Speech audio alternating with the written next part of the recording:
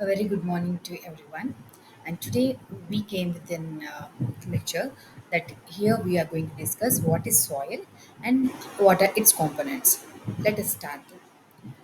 Now, before going to this, let us know what is the definition of soil. Soil, it's nothing but it is an interface of organic and inorganic chemistry of the terrestrial world, combining nitrogen and the carbon from the atmosphere with other elements of mineral, that is lithosphere, intercepting energy from the sun, atmosphere, and the moisture from the hydrosphere. Here they are indicating that soil is an interface of organic as well as inorganic chemistry. Organic means definitely we deal with the carbon compounds. Inorganic, other than the carbon compounds, that can be we deal with other elements like silicon, iron, aluminum, and combine. And also they are including that it is an interface between atmosphere, lithosphere, hydrosphere.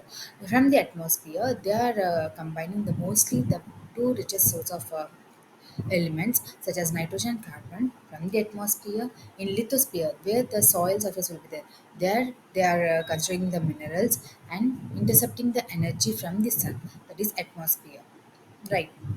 From atmosphere the energy and the moisture from the hydrosphere, all together we term it as a soil. Define soil as an interface of organic and inorganic chemistry of the tertiary world. It combines nitrogen carbon from the atmosphere and the elements, the minerals in the lithosphere, energy from the atmosphere, and the water from the hydrosphere. Right. Now, moving on to soil. The word soil, from which language it is derived? It is derived from the Latin language, and the word that is given as solum. Solum means floor or ground. So other term, the term solum means floor or ground. Right. Moving on to next, what are the soil components?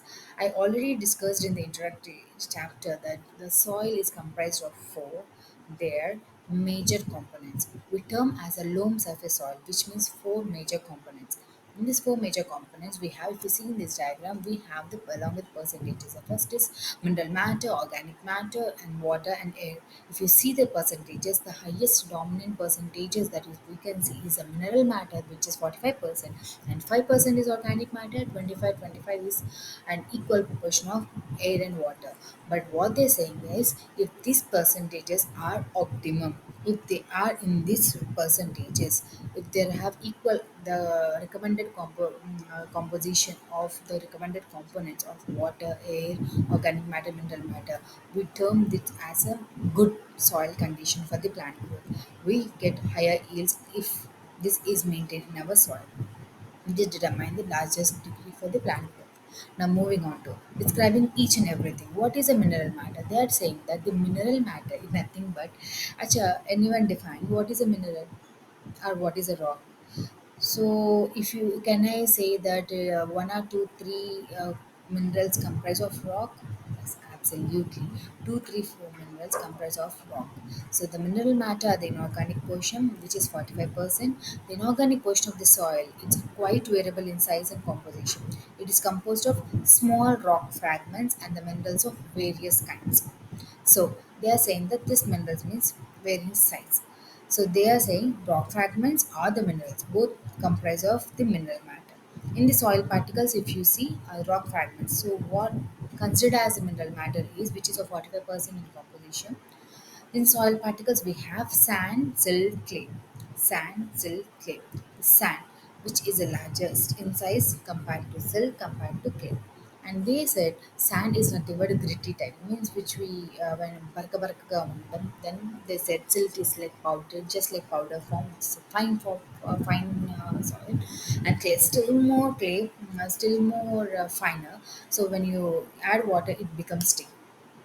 So according to the sizes they have described, check it out.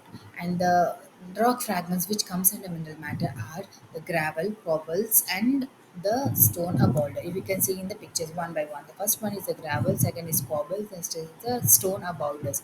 Along with the 2 to 75 is termed as gravel, and 75 to 25 is cobble, and to more than 250 is a stone or boulder. So in our soil components, the first major portion is a mineral matter. The mineral matter comprises of 45%. In that 45%, they may have rock fragments as well as the minerals that are present. Now moving on to check these pictures and tell me out what is the first picture. I told you, sand is nothing but which will like barka barka ga ఉండడం, right?